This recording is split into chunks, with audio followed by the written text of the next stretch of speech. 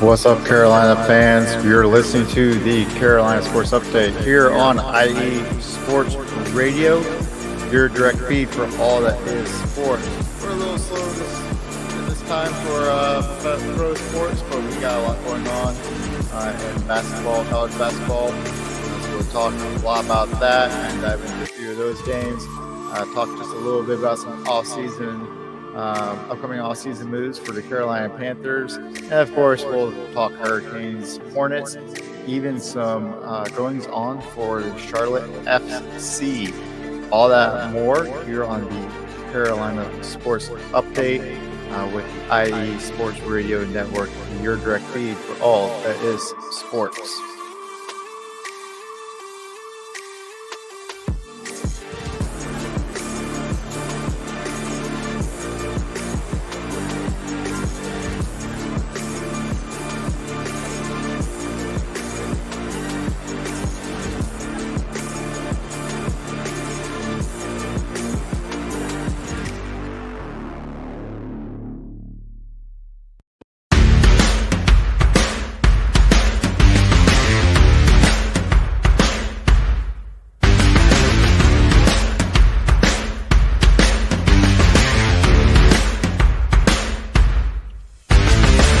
IE Sports Radio fans, this show is brought to you by Planet Jerky Premium Brisket Beef Jerky. Planet Jerky is the official jerky of the 2022 California League champion Lake Elsinore Storm, single-A affiliate of the San Diego Padres. This all-brisket jerky has gluten-free options, contains no MSG, no sodium nitrate, is low in sugar, and high in protein. Go to their website at planetjerky.net and follow them on Instagram at Planet Jerky. Planet Jerky, the jerky that's on a whole other planet.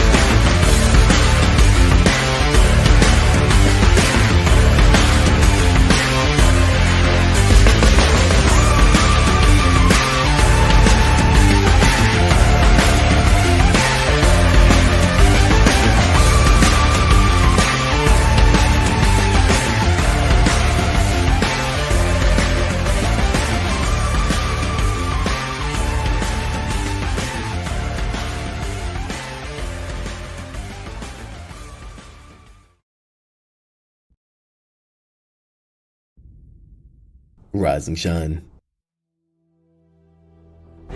It's 4 a.m. The stars are still out.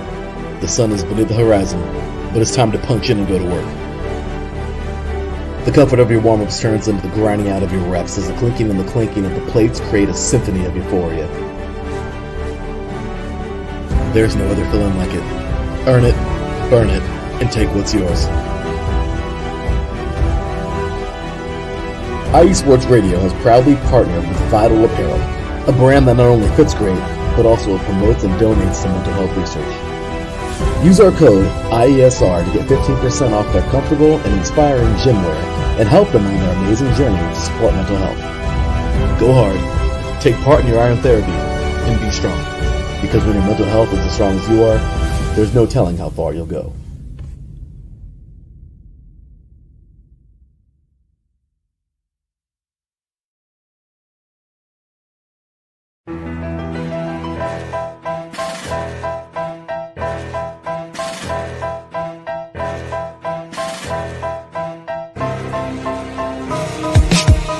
For the last 10 years, IE Sports Radio has been bringing you amazing content ranging from interviewing legendary athletes, coaches, and other authorized media personnel to building tailor-made shows dedicated to all major sports cities around the country.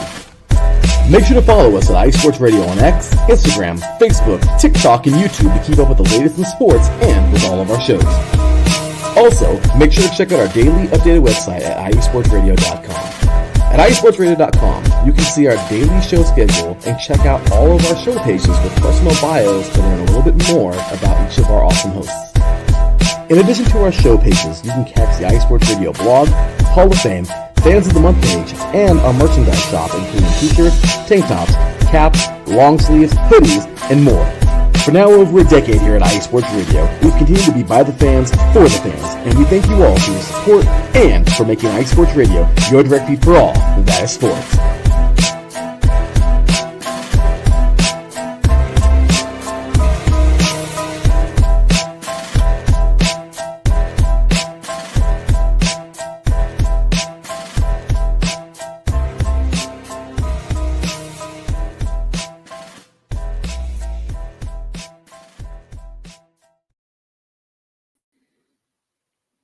Hey, welcome back, everybody. You are listening to the Carolina Sports Update on IE Sports Radio, your direct feed for all the sports.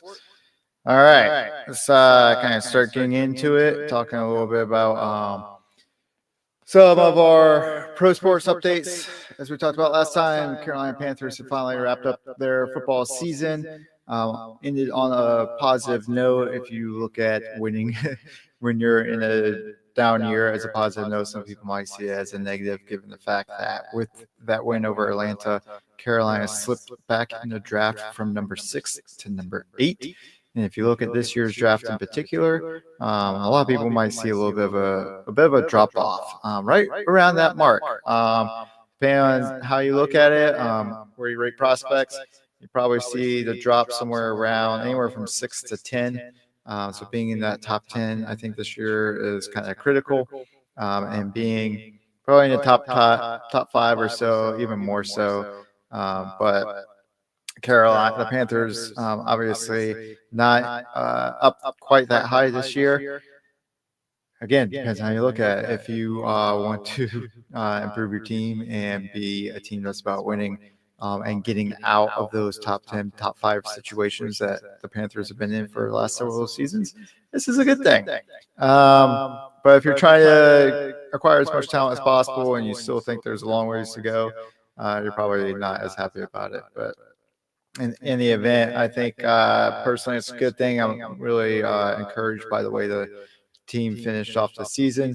I was going to try to do a bit of a deep dive today on some free agency stuff, look at the free agents for the Panthers that are coming up. I wanted to throw in some graphics. I'm still pretty novice with this StreamYard and how to get graphics up on here, but I promise by next time I will be on time with a Monday show instead of a Wednesday show, and I will have some sort of graphic to post up beside this. It may not be fancy, but it will be a graphic, and we'll be able to look at some of this stuff and talk through some free agency moves that might be on the future for Carolina Panthers.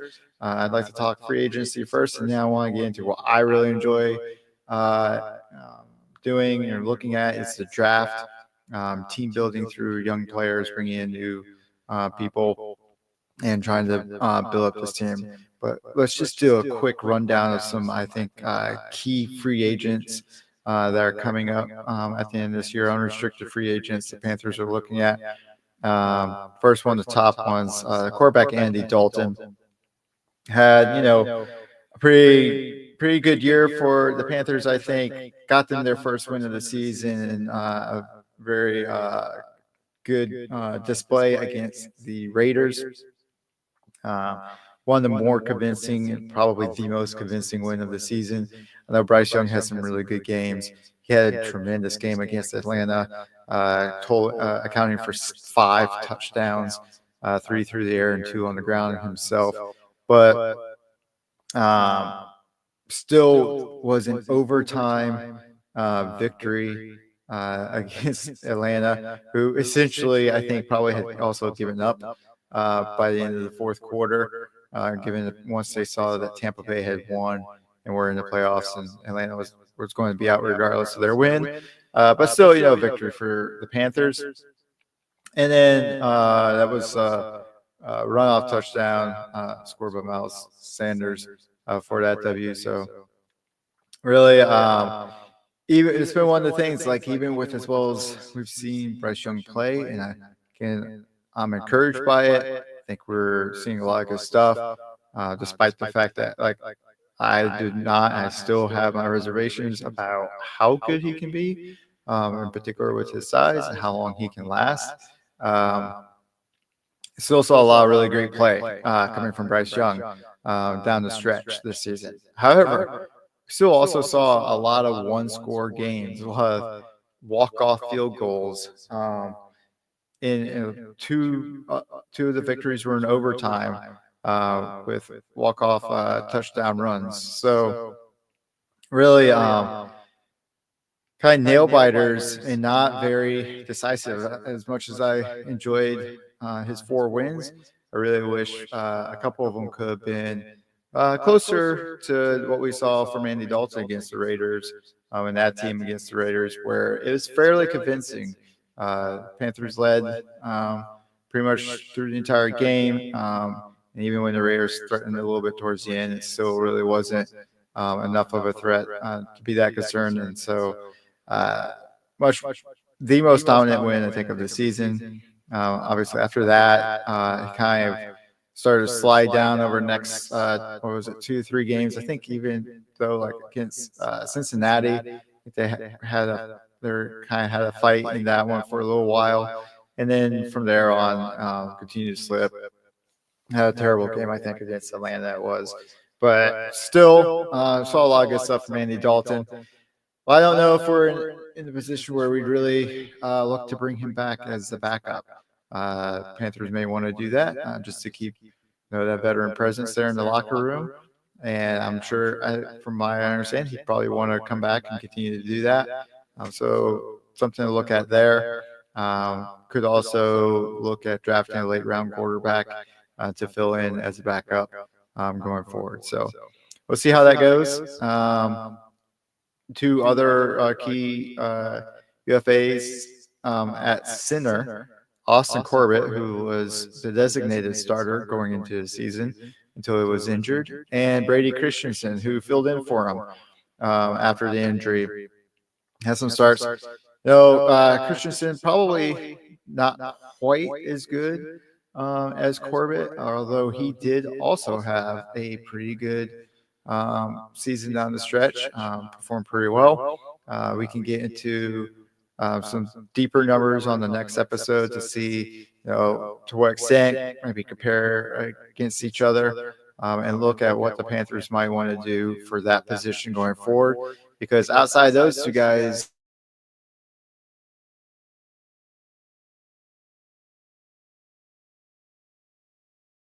I think you have.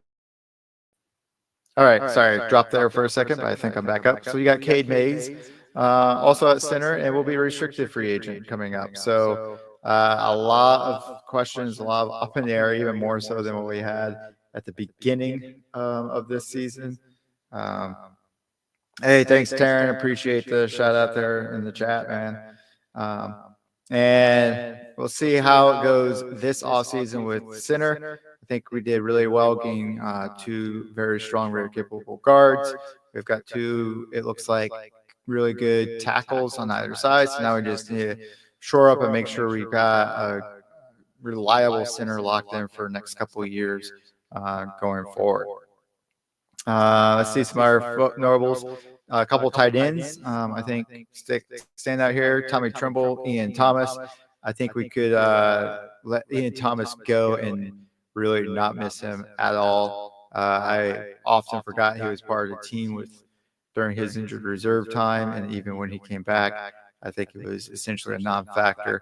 I don't want to call a human being a waste of a paycheck, but I think that contract he got from the Panthers a couple of years ago is probably one of the more wasted contracts I've seen in pro football. So if Ian Thomas walks, that would not be a surprise. I do think it is worthwhile bringing Tommy Tremble back. He's pretty strong in the blocking game. But he also, man, would just come out almost out of nowhere sometimes to pick up a couple touchdowns here or there, pick up a touchdown here or there. We all know Bryce Young's touchdown pass against Atlanta, where with the arms up, I think that was Tommy Tremble, if I remember correctly. So, dude has a knack of just finding his way in when you least expect it and showing up in the end zone with the ball. So I think it's definitely worth looking at bringing Tremble back, but we'll see what happens there. Linebacker Shaq Thompson went down early this season with an injury. He should be coming back off that injury, but he will be an unrestricted free agent. So we'll see where the team decides to go with that. I think he's missed time in the last 2 seasons with injuries, so he's also getting on up there. As far as presence and veteran leadership goes, guys, great. would be fantastic to have him in the locker room from that perspective. It's just a matter of if he's going to be physically capable of keeping up the way he has in the past. I don't want to say he was limited in the past, but I mean, I compare him to the likes of Kuechly and Davis, Thomas Davis from back in the day. I never thought he quite I don't want to say measured up, but I never really had him at the same level as those guys. Those guys are just so dominant back there, paired up. And Kuechly left, and Davis ended up leaving free agency, and the weight really shifted. The burden of that defense really shifted to him. And while, especially over a couple years of doing that, he performed a little bit better. I never really felt like he was that kind of like dependable, like I know that guy's going to come through type of player. So we'll see what happens there. A couple of cornerbacks, safeties in particular, all coming up as free agents.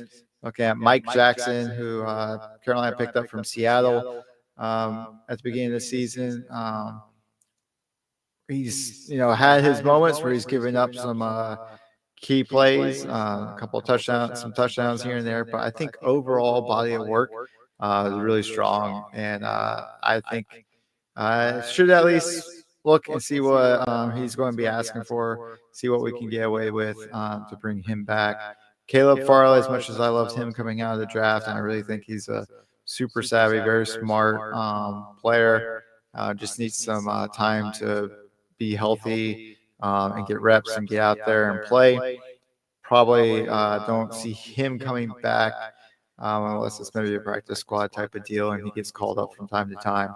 And then safety, you're looking at Xavier Woods, Sam Franklin, two of the bigger names, Jordan Fuller, Nick Scott, Lonnie Johnson's also in there, but I think Woods and Franklin are your two biggest names.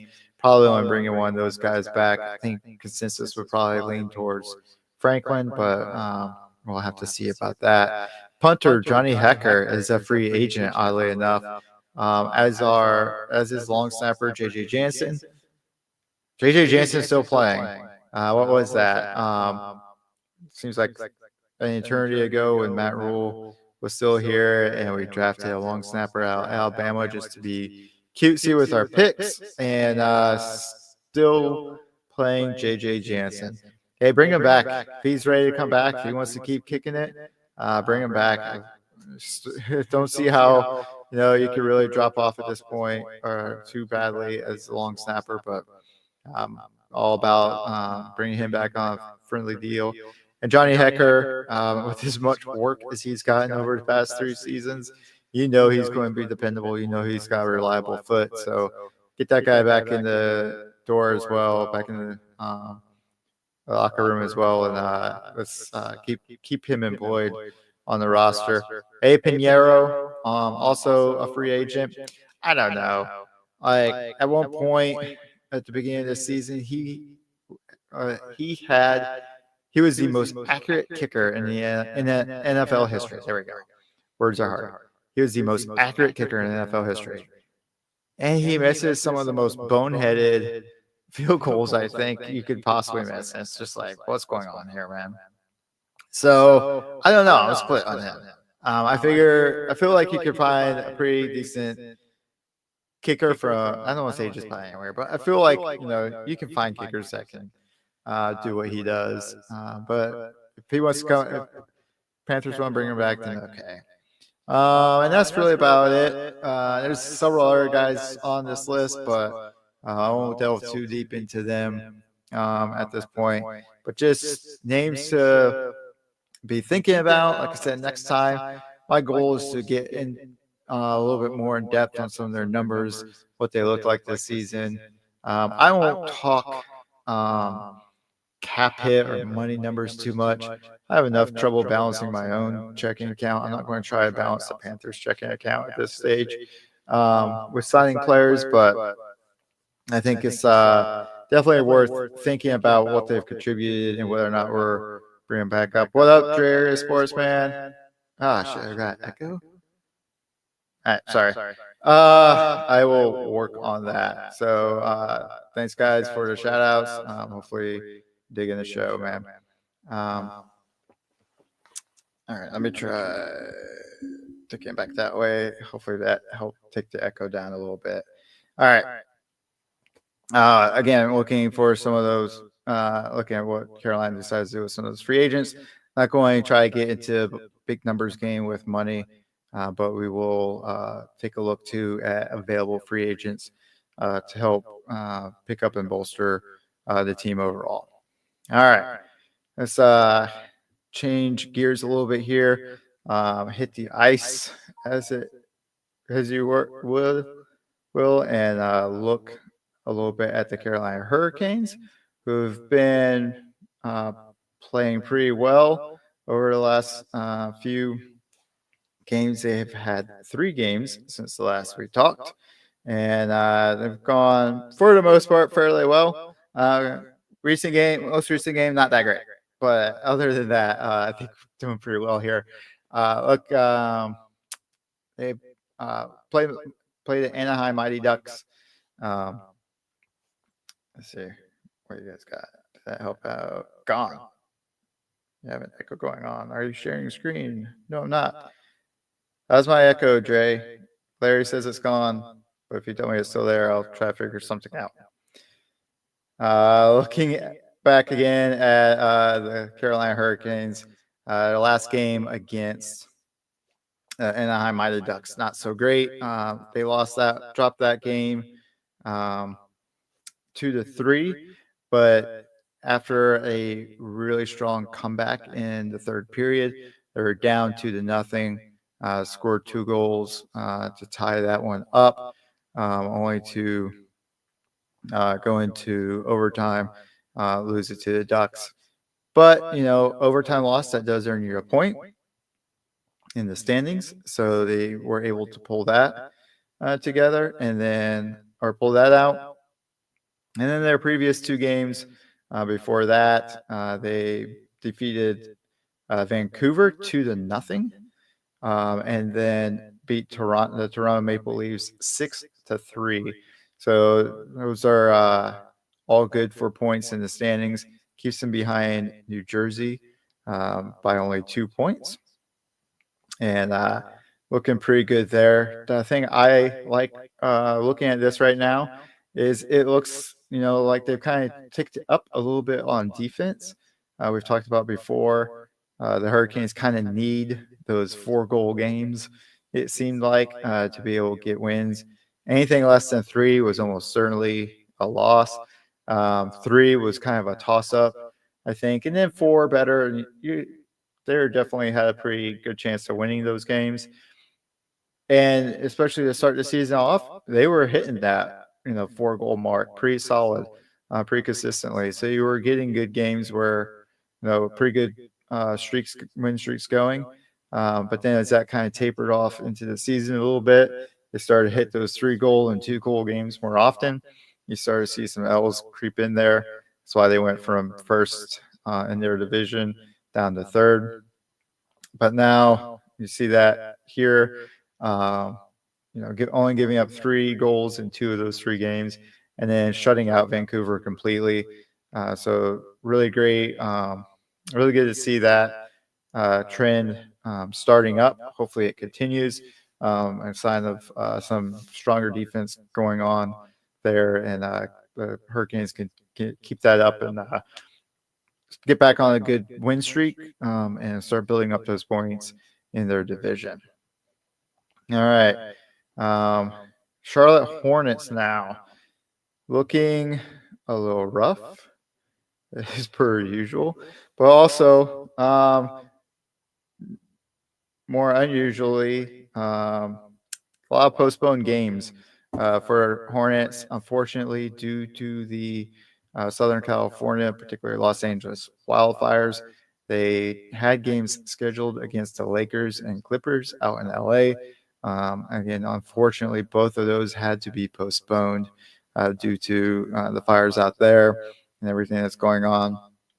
And again, I mentioned this last time, really heartfelt condolences for those who are affected by those fires, those who have lost loved ones and who have lost property.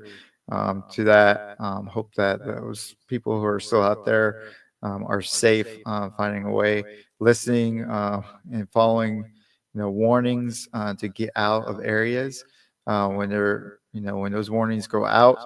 Heed the warnings that officials give you. If you need to get out early before something awful happens.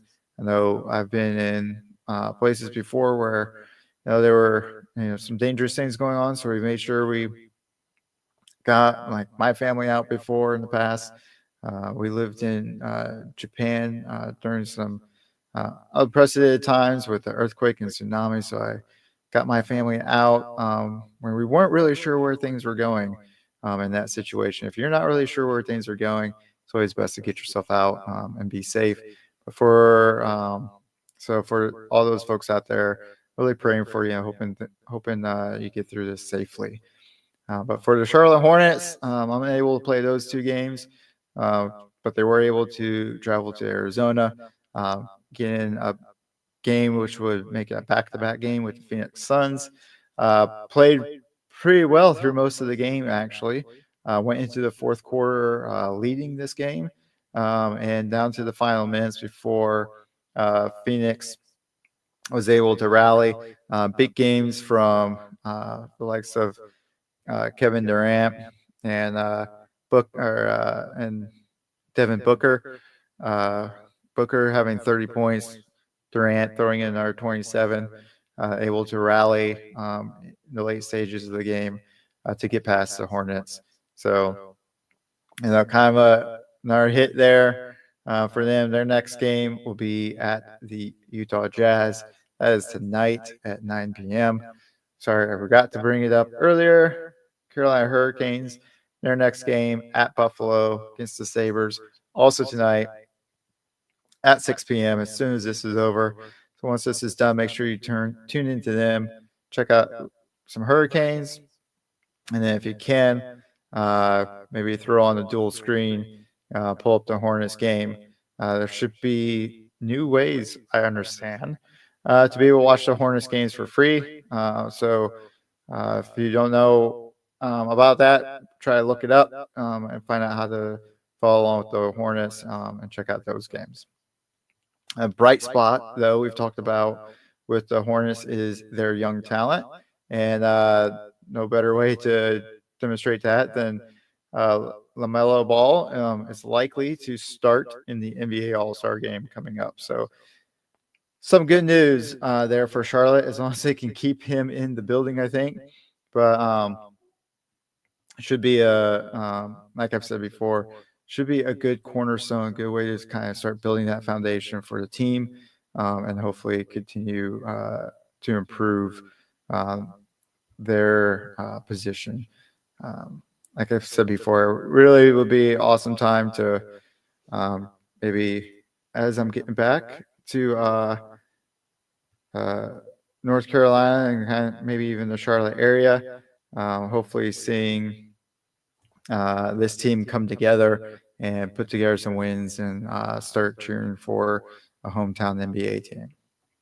All right, a little bit of news to pass for you guys regarding the Charlotte FC even. It's been a long off season if you're a Charlotte FC fan, but no fear, just a couple more months and we'll be back at it. But in the meantime, it looks like Charlotte FC is in talks to sign Wilfried Zaha, former Premier League player with Crystal Palace. He was a winger for them. He ended up going to Turkish team, the Galatasaray. I hope I didn't tear that up too much. And then has recently been on loan to Lyon in League One. So we'll see how that goes. Could be pretty interesting having a Premier League player come over, sign with the Charlotte FC, and maybe help reinforce their attack there and provide some offensive firepower for the Charlotte FC. All right. We are going to take a quick break again, talk about a couple more of our shows, and when we get back, we'll dive into some ACC NCAA basketball.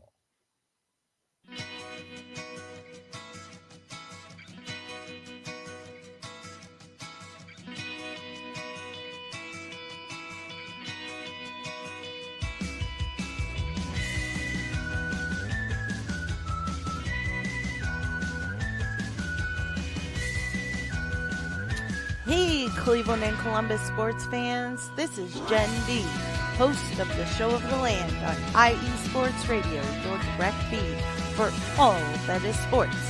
If you love Cleveland and Columbus sports like I do, be sure to tune in live to the Show of the Land on Tuesdays, where we will cover the Cleveland Browns, Cavs, Guardians, and Monsters. We will also talk about the Columbus Blue Jackets, Crew, Fury, and of course, the Ohio State Buckeyes. We'll also cover other colleges in the area like Akron, Kent State, Cleveland State, Mount Union, John Carroll, Baldwin Wallace, Youngstown State, among others. So like I said, if you love Cleveland and Columbus sports like I do, be sure to tune in Tuesdays to the Show of the Land with Jen B on IE Sports Radio, your direct feed for all that is sports.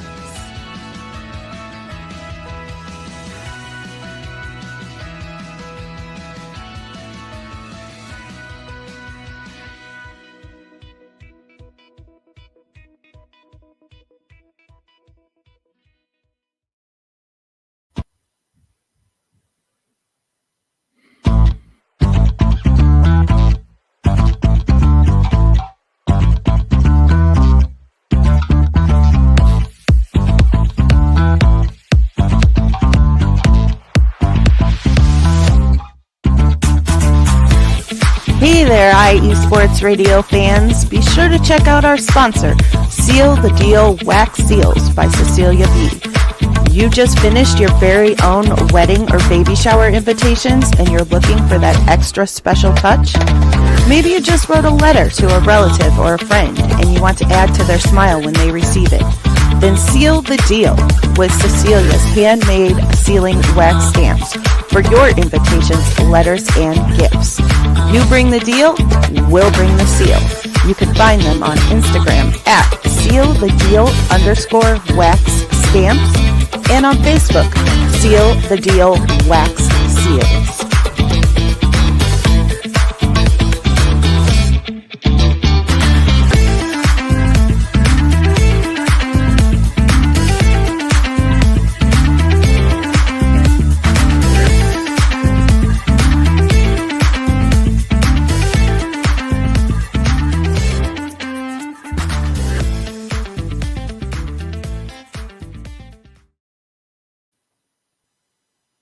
All right, welcome back, everybody, to the Carolina Sports Update here on the IE Sports Radio, your direct feed for all that is sports. Make sure you check out Jen's show here coming up.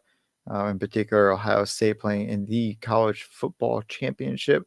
I know that's going to be a great podcast to catch up and listen to them and see how things are going for the Buckeyes. I think I've mentioned it before. I am originally from Ohio. I grew up in North Carolina. So a big Tar Heel fan, but also have a heart for the Ohio State Buckeyes there, thanks to my family. And can't wait to watch them take on and defeat Notre Dame in the College Football Championship. So be sure to check that out. And also our sponsor there, Seal the Deal. All right.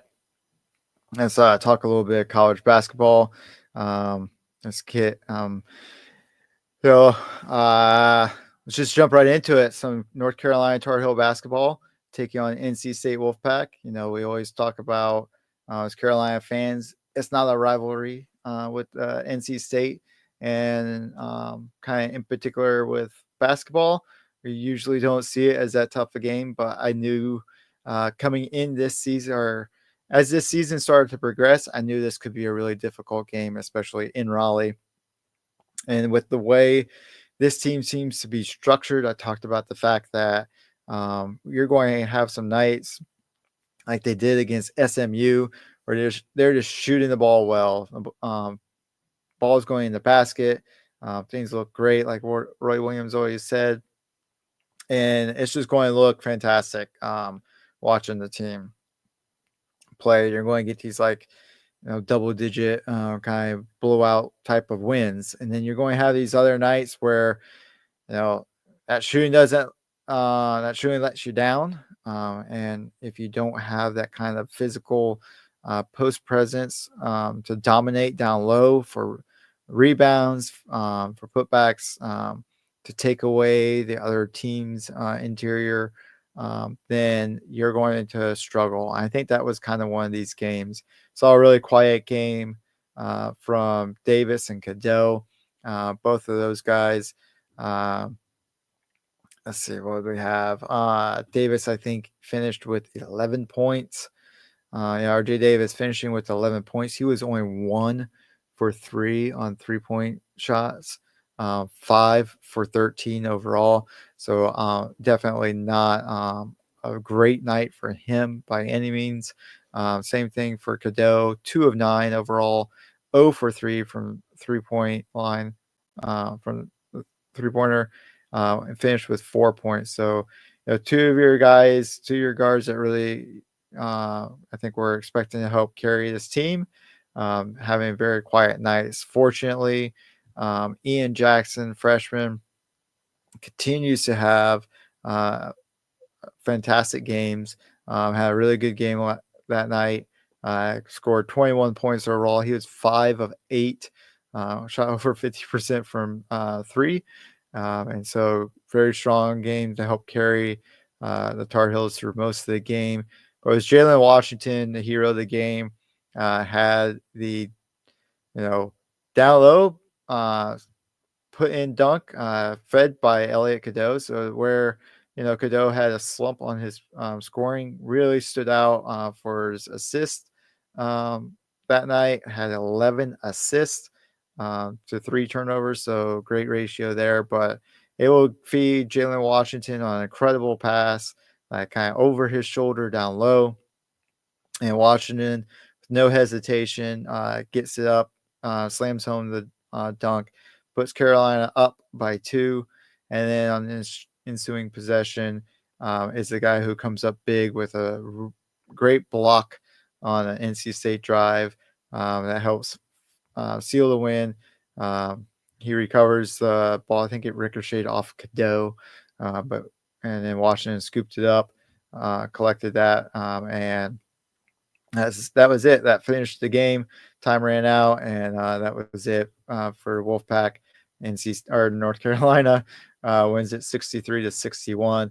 Definitely a nail biter, but thanks to Jackson and Washington, kind of pushing Carolina along, willed them to victory. Let's see. Jackson with 21, Washington with 11, Davis with 11. Everybody else had basically 4 points except for Drake Powell, who's also been pretty good as a freshman coming on, playing some good minutes out there. He had 8 points, so a great game. Very, very good game for him as well. But again, just one of those off nights as far as shooting is concerned. I think overall shooting Carolina was 43% overall, 36, almost 37% 3-pointers, but I think that was helped mostly by Jackson. Without his 5 of 8, that would have been a lot worse. So luckily he was on point with that. And then just kind of overall for both teams, aggressive back and forth. UNC had the largest lead, led by 9 at one point, but never really got the game never really got too far out of hand for either team. And so it was just one of those games that like kind of kept you glued in the whole time. Let's see what else we have. So I talk a lot about this and download post presence from Carolina. It's not quite been what it has in the past. It was better at night from Washington. Talked about that, taking that pass down low, going up, getting the dunk, finishing at the other end of the floor with a nice block. But I think there were times, definitely in this game, in the beginning of this game, I've seen it in other games, where there's just not that like decisiveness from players down low. There's a lot of like get the ball and try to fake something out or try to get a pass off in the like even in the middle of a shot. It's like just take the ball and score. Like you're there, you've got the hook, take it and put the ball in the basket. And if you don't, you're probably in the process going to take a foul. I think I don't have any stat on it, but I feel like this team is shooting far fewer fouls than they have in the past. They've always been a good team at drawing fouls from the opposition because they're always like driving to the basket. They're always pounding down low and forcing fouls from the other team. And a lot of times you get that basket and you turn, a 2-pointer into a 3-point play. And then you put the other team in foul trouble on top of it. So I wish we'd see more of that. Van Lubin played some minutes early on. Super frustrating, though. Saw him come in. He would have what would look like a great great play on defense. I was really good at like just getting his hands into lanes, breaking up passes down low, getting the ball, just poking the ball out of guys' hands under the basket or in the lane. But then he'd get down to the other end, and as soon as he got the ball, it would go flying. It felt like almost like the old saying, if cornerbacks could catch, they'd be wide receivers. Well, Lubin felt a lot the same way where like, yeah, he was doing so well on defense because he couldn't actually corral and like catch and corral the ball on the offensive end. So it felt like the same thing that was making him pretty decent on the defensive end was really actually kind of a liability for him on the offensive end. So interesting thing to see there. Great to see his team Grant. Well, yes. Yeah, absolutely, Zach. I agree with you, man. It's good to see them like get that grind type of win. That's going to help them, I think, out down the stretch when you really get into the heart of the ACC tournament. They're going to have to do it against teams like Clemson and Louisville for sure. And I hope they can kind of, I don't want to say drag down Duke, but drag down Duke into a grind out win. And maybe and then maybe have be able to do another thing where you get one of those like it comes down to the wire and Carolina can pull off that wire upset of Duke. I think that's what's going to take this year. I don't think you're going to see Caleb Love go into Cameron and just go off for 20 some odd points and RJ Davis and play a role there as well. I don't think we're going to see those kind of like oddly dominant upsets from Carolina this year unless they can hit a hot streak. They're going to have to really grind in there with Duke and pull them down to their level and grind it out to the end. And hopefully these last few games where they beat Notre Dame at the buzzer, now they beat State at the buzzer, they can take these moments.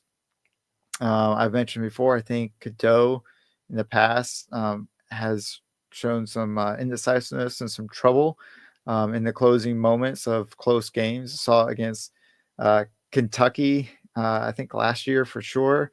Saw a little bit, I think, against Kansas, where just some really inexplicable play from Cadeau, who plays well through most of the game, and then in the final moments of the game, not quite play up to the same potential that he had through most of those games. So hopefully these last couple of games have helped them figure out how to close it out when it's tight, and they can take that, like I said, pull Duke down a little bit and pull out upset win here next month. Because speaking of Duke, these guys are just absolutely freaking destroying their competition, man. I gotta watch myself. No, I think I've said before, I am in the Navy, and yeah, sometimes the Navy speak comes out. So I gotta watch myself on here. I don't think I'm allowed to get away with too much, if any, profanity. So I will try to keep it as clean as possible. But Duke, man, continues to destroy folks. Took Miami down 89-54. Remain unbeaten in the ACC. I have to let's see if I can find out their season totals, but they are just shooting lights out, man. They were let's see, in this game, Nopal had a season high of 25 points on 6 3-pointers. Kind of just incredible there. And Duke overall shot 53% from 3-point land. Just really incredible to see those kind of numbers. And let's see what we got here. Okay. I don't have what I want. Anyway, all right. But they, have been dominating. Closest game they've had a few days ago against Notre Dame. They actually only won that game by a measly 8 points. So Notre Dame, I said before, I know this isn't their show, but Notre Dame with the yeah, you're right, man. That misplay from Cato at the end of Michigan State, that did hurt. But Notre Dame, man, we've talked about. I know this isn't a Notre Dame show, but oh man, for that team with the close games, first to Carolina, then to NC State, they battled Duke something hard to only go down by 8 points. They really worked to close that in the final minutes. They had it down to a 5-point game with a minute to go. Duke able to pull it away, though, keep it just out of reach, beat them by 8. So Duke continues to roll. They're going to be a super tough team to beat in the regular season. And for all you Duke fans, hopefully a tough team to beat come tournament time. But we'll see how that goes for them there. All right, let's talk a quick. Let's see what we'll do here. Yeah, we'll talk NC State again, just really quick, since we just got done talking about them with Carolina. But NC State again played hard against Carolina, never got out of the game, hung around through the whole game, and let's see. But unfortunately for them, I think one of the biggest differences here in this game was the 3-point shooting. They only shot 16% for 3, which probably, yeah, if you even shoot, about 30%, at 30% clip, then you're going to put North Carolina away pretty easily there. Overall field goal percentage under 37%. This whole game was, especially the first half, very slow, methodical, or very slow grind. And NC State just not able to get it done against Carolina there at the very end. All right, let's talk about Wake Forest real quick. Then we'll hit one more. NC State. I did not talk about who's coming up next for any of these teams. UNC, they are playing tonight versus ACC newcomer California. That will be at 7 p.m. So that's where I will be come 7 o'clock. Duke plays this weekend on the 18th, 8 p.m. They'll be up in Boston. They'll be playing Boston College. And NC State also playing tonight at 7 p.m. at Virginia Tech. That should be a great game. Expect to see that be tough. And NC State, the way they play, should have a good chance of getting that W over Virginia Tech. So If you're a Wolfpack fan, make sure you're tuning in tonight, 7 p.m. to watch NC State, Virginia Tech. All right, now let's talk Wake Forest real quick. We'll get these guys in, and then we'll go check out one more ad before we wrap this up with some South Carolina type basketball. All right. There we go. So Wake Forest continues to play well in the ACC. They, along with North Carolina, are sitting at 4-1. They're 12-4 overall, so that gives them the advantage over North Carolina. Right behind Louisville, who's 6-1. But Wake Forest defeats Miami, 88-78. Kind of weird to see that on the way I kind of break out these updates where Duke beat Miami and Wake Forest beat Miami in the same update. But hey, such is scheduling. Their next game, though, will be hosting Stanford tonight in about 45 minutes. That should be a good one. Again, another game where we want to see some North Carolina representation, North Carolina basketball being up on another ACC newcomer. This one's Stanford. Pretty sure they should be Ivy League, not ACC, but whatever. We've got them. We're playing them, and hoping for the Demon Deacons to roll in Winston-Salem tonight and take care of Stanford and keep things going in the ACC. I mentioned before, they always seem to have, some pretty solid teams. They play well. They always play hard. Every year, you never really can just kind of consider them, coming from the perspective of a Carolina fan, never really could just consider them an easy out. You knew they were going to be a tough battle. So looks like they're keeping that up again this year. We look forward to seeing what they can do against Stanford tonight. All right, we're going to take another break here. Check out one more show, and we'll come back and we'll talk some South Carolina basketball. The roar of the crowd, the drama and pageantry, the adrenaline rush and decadence of the world of professional wrestling. Join yours truly, the SoCal Saint, for the best pro wrestling podcast going today, the IE Wrestling Show, exclusively on IE Sports Radio, your direct feed for all that is sports. Join us every Wednesday from 12 p.m. Central Standard Time, 10 a.m. Pacific Standard Time, 1 p.m. Eastern Standard Time. Once again, every Wednesday, the IE Wrestling Show. It's just too woo!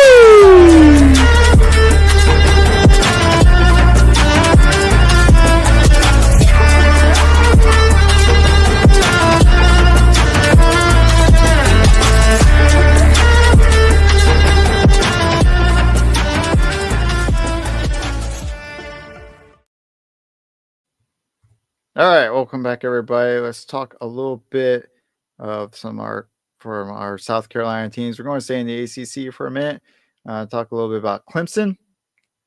Still rolling, still doing really well. Number 2 in the ACC, sitting at 6-1, ahead of Louisville by virtue of their overall record.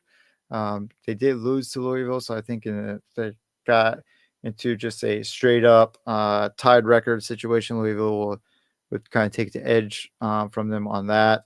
But because they have a better overall record, you see Clemson sitting there right above them for now. So played, like I said, Georgia Tech and took them down 70-59. Good game from them. And their next game, it looks like, before that, played FSU. Had a nice game there as well. 77-57, 20-point game there. So you got 20 points, 11 points. Clemson, just with one of those seasons, feels like they break these out every now and then and have a pretty strong, have a strong season. And like I said before, one of those seasons where traditionally in the past with the ACC game lineup, if you're a Carolina fan, you'd be a little nervous because up until, what was it, 10 years ago or so, Clemson had no wins in the Dean Dome. And when you have a season like this from Clemson, you knew you were scheduled for 2 games, one home and one away.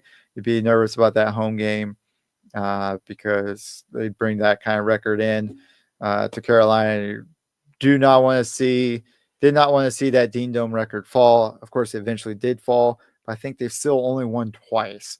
So happy to see that they will not be coming to UNC this year. UNC will be going to Clemson. That is going to be a heck of a tough game against them, playing in Death Valley. So, or not Death Valley exactly, but playing in Clemson. It's not going to be, was it Lil John? I think it's going to be a tough game down there.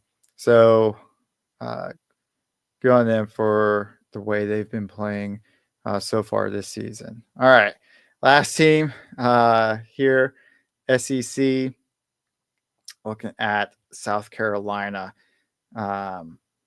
really, just what an interesting team here to see how they've played, who they've played. We talked about the fact that at one point they were 10-3, but 0-0. So at the bottom of their conference at 10-3, and they have started conference playoff, unfortunately 0-3, but not at the bottom anymore. Arkansas owns that at 0-4, but their third loss, we talked about this last week. They had to go through their 3 losses at the time: 17 Mississippi State, number 5, I think at the time, 4 Alabama. And then their next game was against number 2 Auburn. So what a freaking gauntlet to start your conference playoff with. I think Mississippi State at the time even might have been top 15.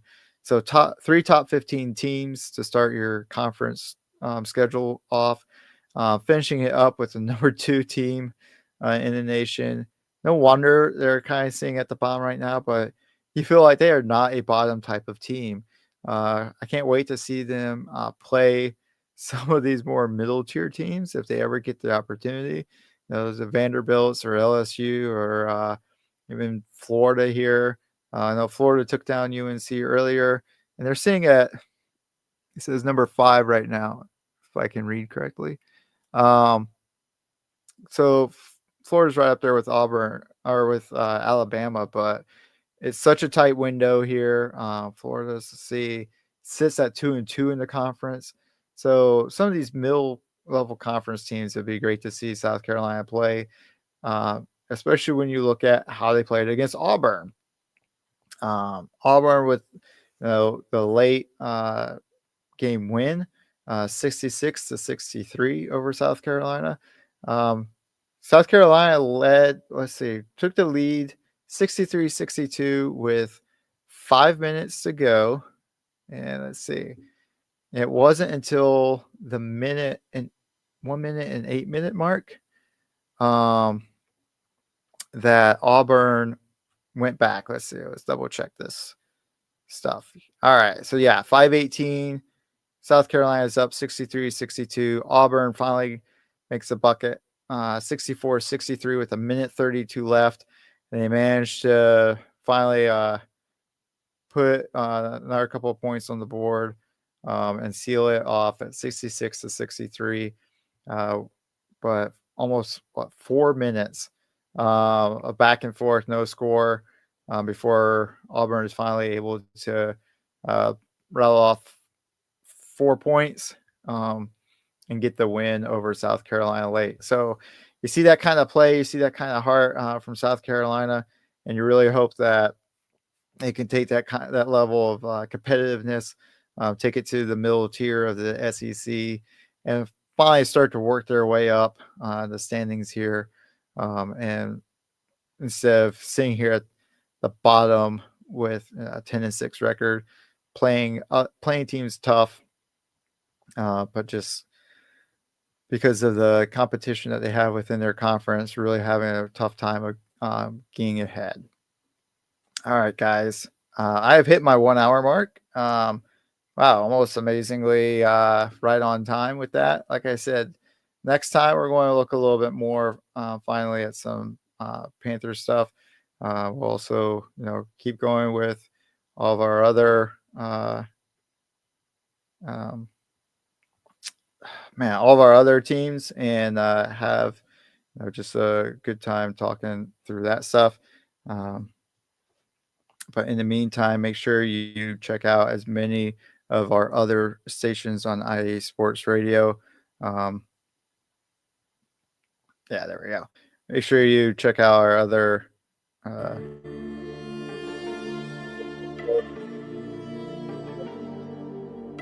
make sure to follow us, like us on all your social media platforms, everywhere. Also, finish it off with another sponsor plug. We have a new sponsor, Raw Nutrition Supplements. Mentioned this last time. They've got a lot of great stuff. Your standard whey proteins, got some good isolates, grass-fed proteins, vegetarian proteins. You're looking at pre-workouts, BCAAs, all the good stuff that you need to hit your workout, hit it hard, get that vital apparel to go with it, and start crushing it in the gym and in life. So be sure to check them out. Check us out, and we will see you back here on Monday.